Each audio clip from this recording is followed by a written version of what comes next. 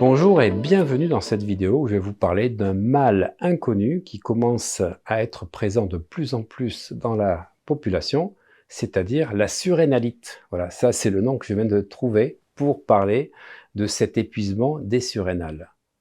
Vous êtes fatigué, vous n'êtes pas bien dans votre tête, votre bilan sanguin est normal et pourtant vous êtes épuisé. Eh bien, c'est peut-être vos surrénales.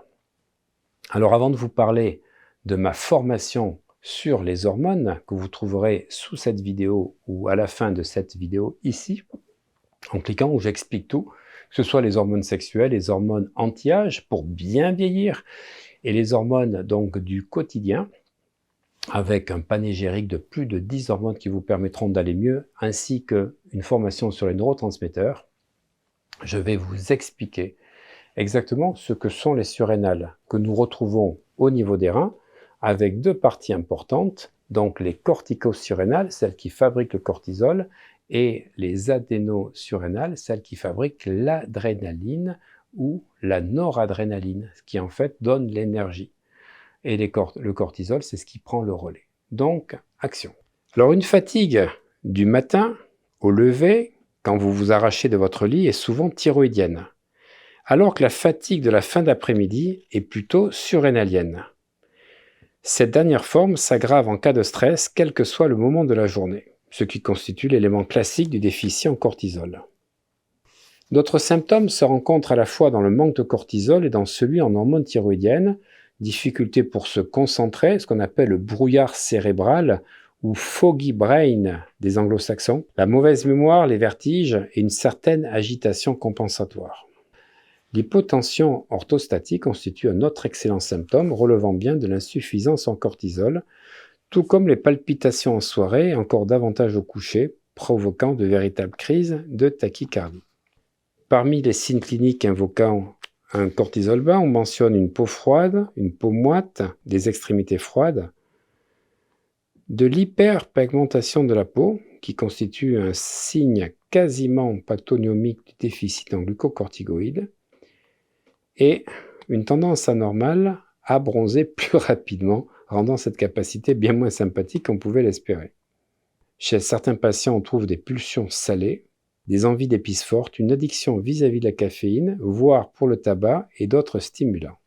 Pour mesurer le taux de cortisol de façon soit la méthode sanguine du cortisol libre que l'on prend le matin à 8 heures à jeun, ou alors donc le dosage salivaire qui se fait avec des petits écouvillons qu'on va mettre au niveau du palais. On va frotter donc le palais pour récupérer la salive. Ça se fait à 8 heures, 12 heures, 16 heures, 20 heures pour effectivement éviter les fluctuations nictémérales. Nictémérales, c'est intéressant, ça marque des points donc au Scrabble.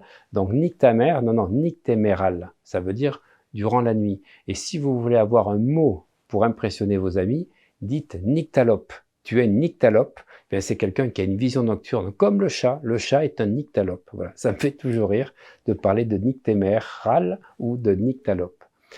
Eh bien, le cortisol, effectivement, peut se mesurer de ces deux manières et c'est comme ça que vous allez savoir si vous avez un déficit surrénalien. Alors, comme il y a le cortisol qui est libéré par les surrénales, il y a aussi libéré par la zone réticulée au centre du cortex surrénalien, ce qu'on appelle la zone fasciculée et médulaire, les gonadocorticoïdes, c'est-à-dire les hormones sexuelles ou leurs précurseurs. Et cette couche du cortex surrénalien a la capacité de sécréter la panoplie complète des hormones sexuelles.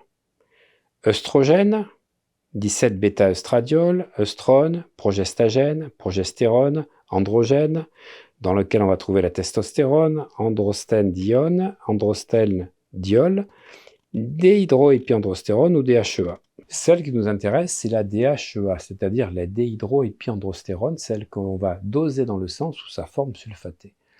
Et cette déhydroépiandrostérone est un petit peu comme le cortisol, c'est-à-dire que lorsque vous en manquez, vous avez une baisse d'énergie, vous avez une grosse fatigue, vous avez une baisse de votre libido, vous avez du mal à vous concentrer. Donc soit le cortisol est effondré, soit vous avez la DHEA avec l'âge qui diminue. Et je vous rappelle l'importance donc de la cohérence cardiaque qui, au bout d'un mois de pratique, si vous faites matin, midi et soir 5 minutes, va vous augmenter la DHEA de 40%. Si vous voulez en savoir plus, parce qu'avec l'âge, vous finissez par être fatigué, vous ne savez plus si c'est le stress, la ménopause ou l'andropause, eh bien je vous invite à découvrir la formation sur les hormones, la formation que j'ai faite avec une double formation, une sur les hormones sexuelles et les hormones anti-âge, comme la DHEA, et une sur les hormones en général pour retrouver votre vitalité et rajouter de la vie à vos années, les amis, parce que autant votre vitalité vient de la vitalité de vos bactéries intestinales, ce sont vos hormones qui vous donnent la qualité de vie. L'énergie, la libido, le plaisir, l'enthousiasme, l'énergie viennent de vos neurotransmetteurs, mais de vos hormones, car vous n'avez que l'âge de vos hormones. Quand vous êtes dilaté, vous êtes en pleine santé hormonale, quand vous êtes rétracté, vos hormones commencent à souffrir. Et c'est ce que je vous explique dans ces deux formations, vous allez tout savoir. Vous rajoutez les neurotransmetteurs et la formation sur le cerveau, et je peux vous dire que vous êtes, waouh, prêt à vivre 20 ou 30 très très belles années, parce que la surprise du chef, c'est que j'ai rajouté des formations spécifiques pour ceux qui veulent aller plus loin sur des séances d'hypnose pour booster vos neurotransmetteurs. Comme quoi, l'hypnose mène à tout, à condition d'en sortir. À bientôt les amis.